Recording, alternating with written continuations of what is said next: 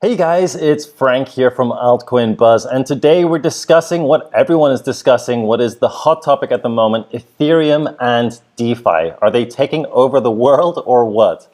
First of all, Ethereum has had this massive move from $250 to $400, just over 400.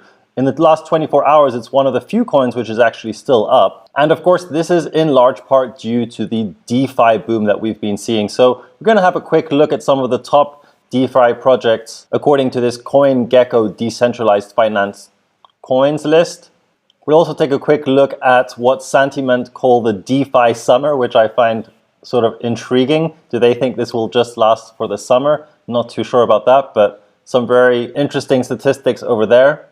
We will, of course, also take a look at Ethereum. I was a little bit bearish on Ethereum when we were at $400, and I was expecting a correction. We already saw a correction of about 10%, but right now things are looking pretty bullish on the whole for Ethereum. And finally, we will touch on CyberVein, which is a coin which we looked at a couple weeks ago, which has been pumping pretty nicely. If you enjoy this content and want to see more of it, don't forget to subscribe, like, and hit that notification button, as it really helps to support the channel. Before I get started, I just want to let you know that I am not a financial advisor and that trading and investing presents financial risks. So in terms of Ethereum, we had this tweet today. Ethereum's daily transactions are almost at January 2018 levels when ETH reached $1,400, as you can see from this chart. So obviously people are using DeFi like crazy. Uniswap is one of the biggest use cases in terms of DeFi right now. So people are just using it all the time. And of course, it's only natural that if something gets used a lot, that the price will go up because it creates use case for it, right? The only question now is, how sustainable is this? And looking just from this chart alone, there is something worthy to note about this recent move up compared to the move up in January 2018. In fact, maybe we can even look at the chart over here. Here we go. The Ethereum daily transactions chart. So have a look at this recent move starting from January 26th all the way to the end of July here, mid-August. You see how it's sort of quite nice and controlled. We have highs and lows, and we sort of consolidate and we go up and we come down and we go up and we come down. Whereas this move was much more parabolic and just seemed a lot more explosive and intense. And in terms of chart analysis, of course, this is not a price chart, but something which goes up slowly and steadily, or rather, it's been going up quickly, obviously, but if it goes up quickly, but then it sort of retraces and it sort of goes up and comes down again, this suggests that this move is probably more sustainable than the move we had in the past. And of course, what is a bit scary, if you just look at the daily transactions chart, on January 6th, 2018, these transactions were topping out, and they topped out again sort of in the end of January 2018. And of course, although Ethereum did pump a lot then, this was also the most massive dump that we had, right? So at the end of January, it is worthy to note that this was when we dropped from 1,400 all the way down. So the thing is, we're kind of in a different stage right now, right? This was largely influenced by all the ICOs which were going on at the time. And that was a lot less sort of sustainable over the long term, right? I mean, a lot of these ICOs were scams and people lost a lot of money. And ICOs, of course, are still a big use case. So it's not like we've lost that use case completely, but certainly the ICO madness that we had over there has significantly dropped in terms of its intensity since then. But now, of course, we have the DeFi boom. And while DeFi has its problems, I don't think DeFi is going anywhere. And similar to the ICOs, I don't think ICOs are going anywhere either. They just sort of cool down a bit. So I just looked up some stats to verify this, and indeed, according to Cointelegraph, the initial coin offerings ICO market is down 97% on a year-on-year basis, making $40 million so far in 2019. The slump followed the 2017 to 2018 cryptocurrency boom with low investment returns among ICOs through most of 2018. So there was a huge loss in interest in ICOs due to this. Now, when it comes to DeFi, it's anyone's guess when the top will be, when we will sort of reach this euphoric stage where it's been euphoric for so long that, no one can possibly think of it going down. And then, of course, we might see a huge dump. But I don't think that stage has come just yet. There haven't been any major warning signs with DeFi. Of course, DeFi has its problems and its issues, certainly with the Ethereum transaction fees. And in terms of Ethereum transaction fees, you can see that we are right now at an average transaction fee of $5.67. I tried to buy some ETH today, and I wanted to buy just a few $100 worth, but it cost me $38 to execute that transaction. So of course, that's not really worth it for me personally. I don't know how much you guys have spent in transactions recently. Let me know down in the comments below what you've paid for in Ethereum transactions. But I mean, this is just absolutely nuts. But the thing is, as high as they are right now, there's no telling exactly how much higher they can go. And Ethereum right now is still looking very strong on these higher term timeframes. Now, of course, what I was alluding to was how important this level is, this $400 level. And personally, I am super bullish if we can get above this level. If we get above 400 and we close above, that's going to be absolutely massive. And right now, we are at $381, and we have a bull flag structure. So again, I was talking about the possibility of a 30% correction from $400. We did correct, but it was barely 10%. And I must say, I kind of take that back. Although I do think that certainly it's possible that we will correct 30%.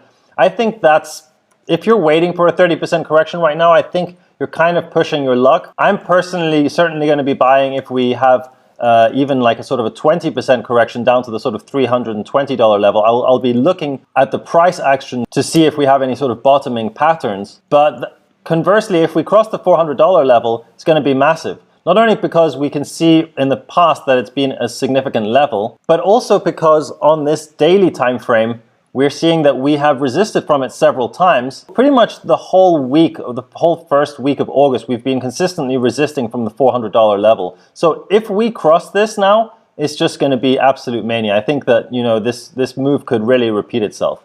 But again, as a trader, I am wary and I'm waiting for confirmation. And I was really tempted to get in when we were approaching 400, but of course I knew I wanted to wait for the $400 level to cross. And unfortunately, we corrected from $396.10 all the way now down to $381. So we'll see how this plays out. But certainly we do have this bull flag here. And really what this tells us is that if we can break to the upside of this, it's going to be very good. But of course the downside, and in terms of downside, I would say any close below $373 on the daily time frame is going to be bearish for the short to medium term, because that will mean that this bull flag has essentially failed and that we will see new moves down.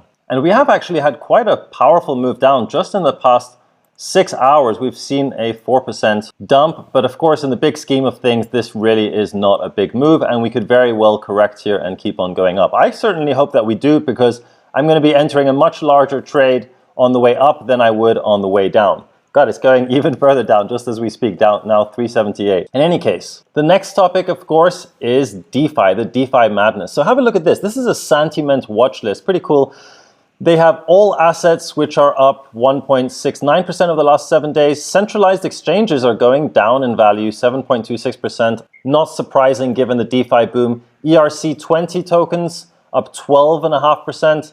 Decentralized exchanges up almost 27%. Stablecoins up just 2%. But the DeFi summer over the last 7 days is up a shocking 30%. And emerging trending assets, interestingly, worth $7.1 billion compared to DeFi's $5.6 billion is up almost 75% in the last week. Let's see what that's all about. Okay, so emerging trending assets, I'm not sure how they calculate this, but they obviously have a lot of the DeFi projects here as well, like Chainlink, Comp, and Algorand.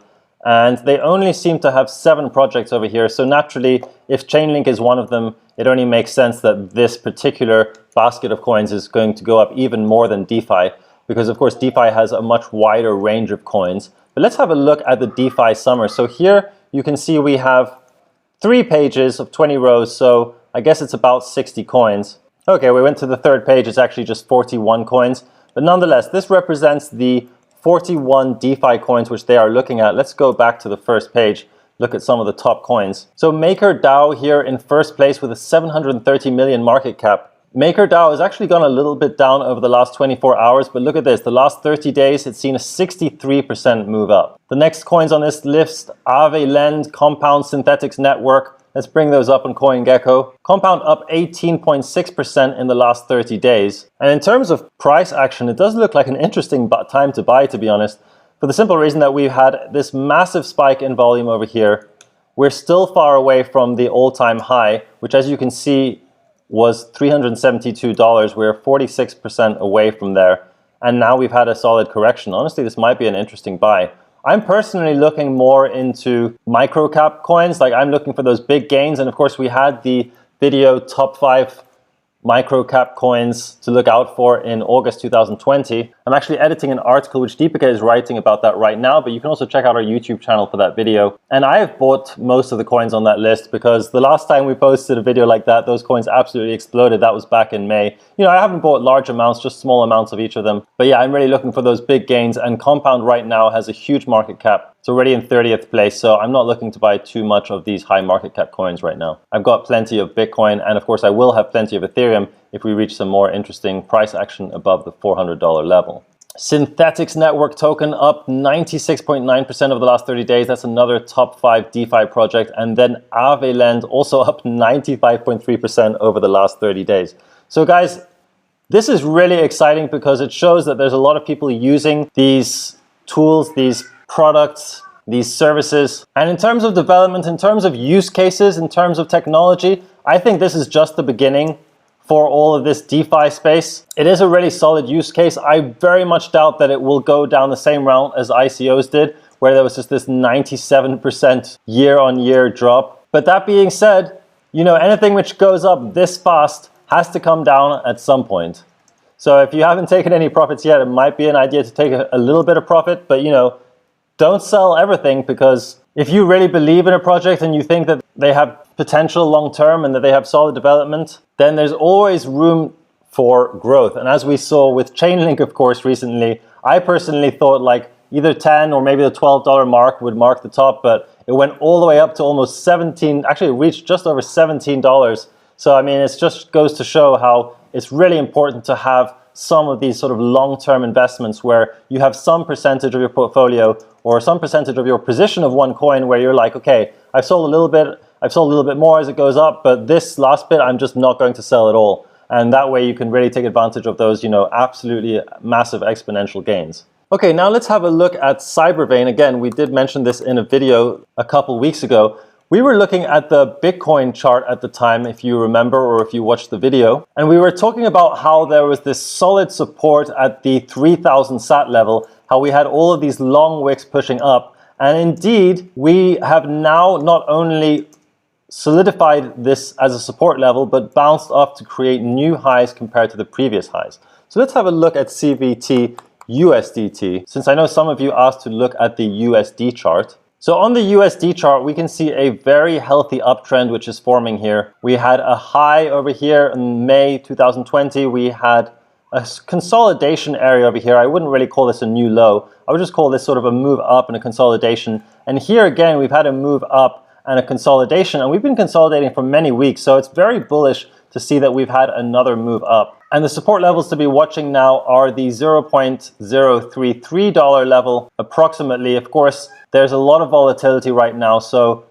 it could even go all the way down to the $0.3 level. That would probably be the major support actually, because here you can see it marks the previous highs, and then we bounced off of this for new lows. So as long as we don't break this level, we are still very bullish for this coin. Full disclosure, I don't personally own any CVT, but it does look like an interesting bullish chart, as of course many other cryptos are looking right now as well. Alright guys, that's it for today's video. I find it really exciting to talk about DeFi and Ethereum and all this development happening. I really think that this DeFi boom is different than the ICO boom. And of course, I do think similarly that we will have a big dump at some point.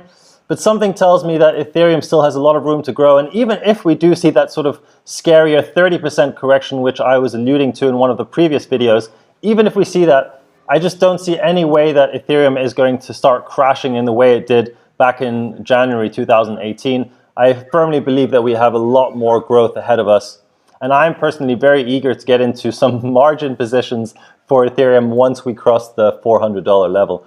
Alright guys, that's been it from me for today. I hope you enjoyed the video. Let me know down in the comments below, have you bought any DeFi projects? Have you been using DeFi?